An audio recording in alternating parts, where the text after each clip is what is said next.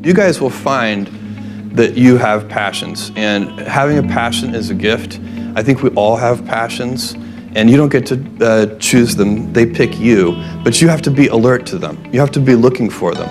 And when you find your passion, it's a fantastic gift for you because it gives you direction, it gives you purpose. You can have a job, or you can have a career, or you can have a calling.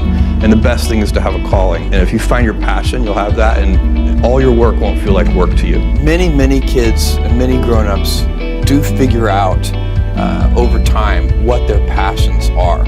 And sometimes we let I don't think it's that hard. I think what happens though sometimes is that we let our intellectual selves overrule those passions. And so that's what needs to be guarded against. My job, one of my jobs as the leader of Amazon, is to encourage people to be bold. And people love to focus on things that aren't yet working. And that's good, it's human nature. That kind of divine discontent can be very helpful.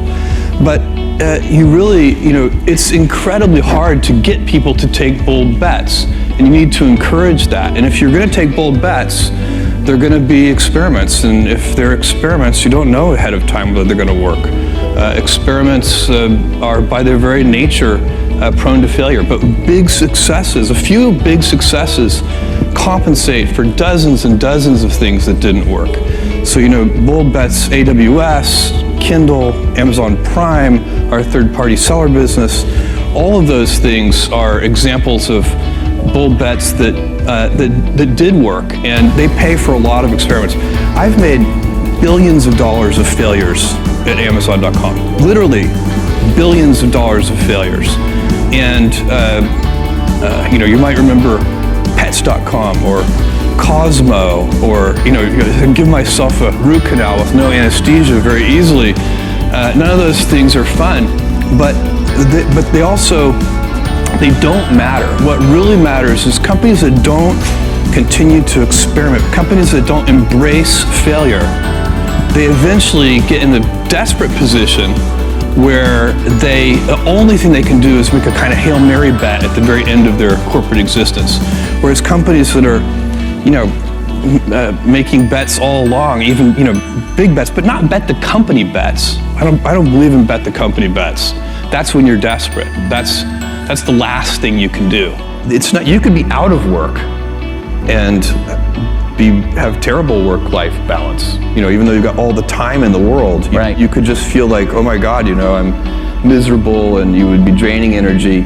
And so you have to find that harmony. It's a much better word. And I think for most people, it's about meaning. People want to know that they're doing something interesting and useful.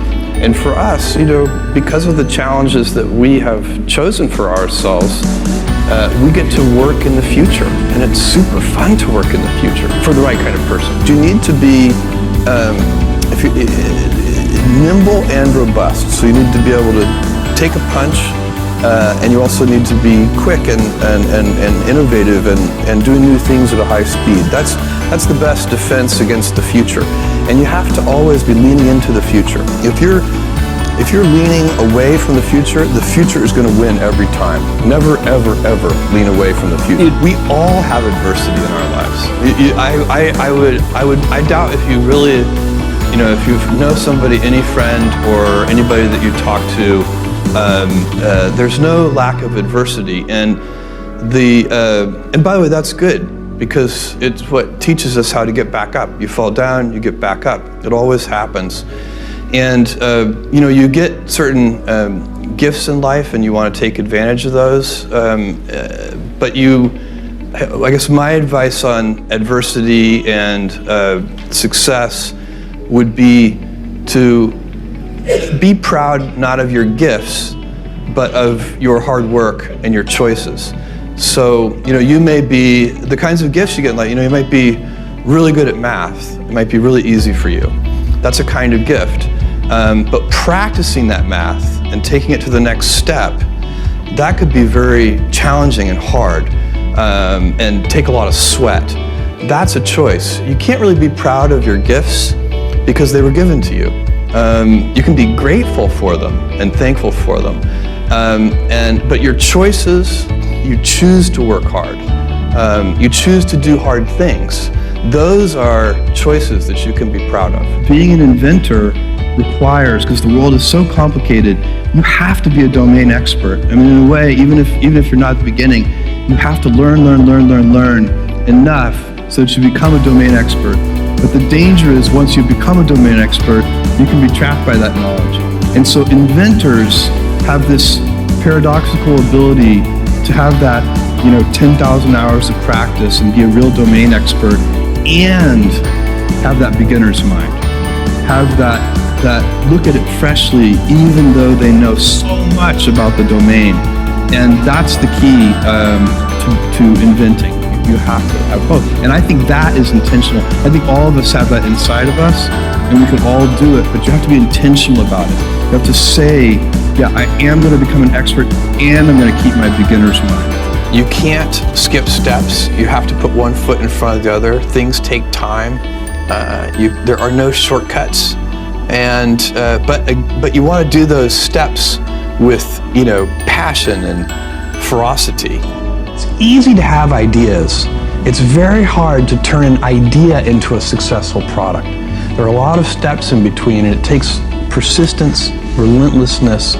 So I always tell people who are who think they want to be entrepreneurs, you need a combination of stubborn relentlessness and flexibility. And you have to know when to be which. And basically you need to be stubborn on your vision, because otherwise it'll be too easy to give up. But you need to be very flexible on the details, because as you go along pursuing your vision, you'll find that some of your preconceptions were wrong, and you're going to need to be able to change those things.